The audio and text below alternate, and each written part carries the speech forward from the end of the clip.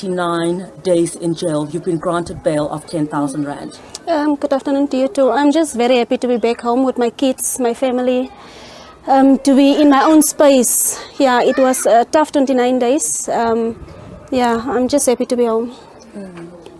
And then also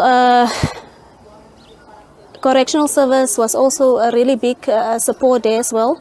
The guys really treated me well that side. I'm just happy to be back home. Nastassja, talk to us to the moment of your arrest.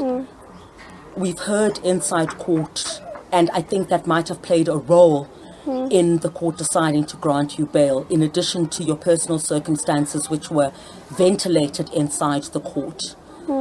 Were you surprised on the day that you were arrested and alleged to now have been linked to the escape of Thabo Bester?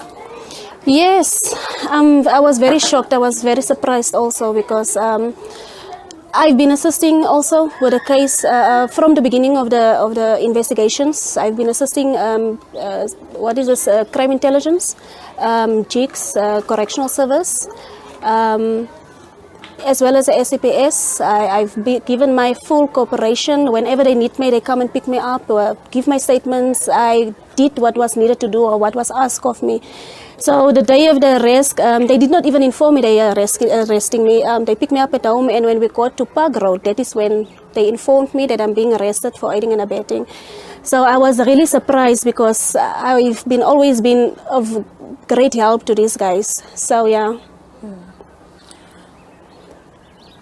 You worked in the CCTV room at the Mangaung prison, and the allegation, according to the investigating officer, is that you opened the doors for Thabo Bester to escape. Your lawyer argued in cross-examination that even if it was so, you would have opened the door for someone who was wearing a G4S uniform. Talk to us about the events of that day. I don't want you to go too much into the case. I'm not here to jeopardize how these proceedings may go, but just to shed a bit of light. On that day, you reported for work. It's a bit difficult to go back a year after everything. So because in the control room, there's so many things happening during the day. At night, it's a little bit quieter. So I reported for duty 19:30 until the next day, 7:30. So everything was fine. Everything was quiet right through the night up to the next morning of the 3rd, whereby the smoke was reported. We immediately took action and we called the supervisor. He went to go and see what is the problem there. And then he reported everything was in order. The second time again, there was another report, we saw the smoke on the screen, me and my partner, Mr. Mahotsa. Immediately then after, accused one, Mr. Matswara, asked us to open 3-5. After 3-5...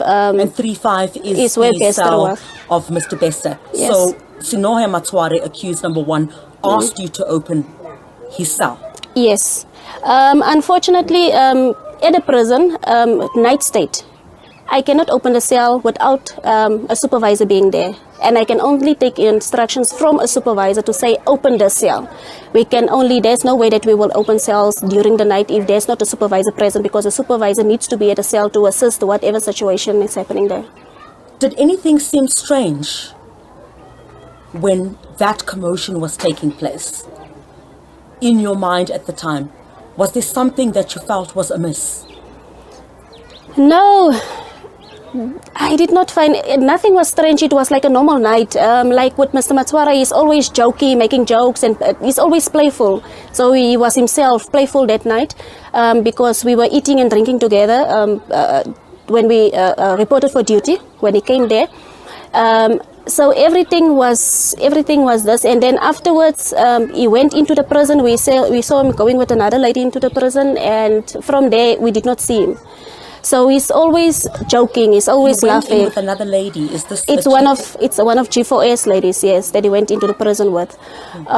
So then he came back after some time, and I don't know where did he disappear between, because at certain points at the prison there is blind spots where the cameras cannot see. So we don't know where they go or what they were doing and whatnot. But before that, we were drinking and eating, and then after that, he went in, and we didn't see him after.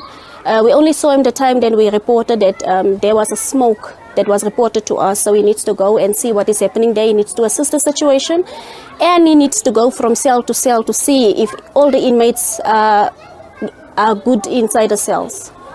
And then when did you learn that there'd actually been a prisoner that had escaped from the facility that you were working at?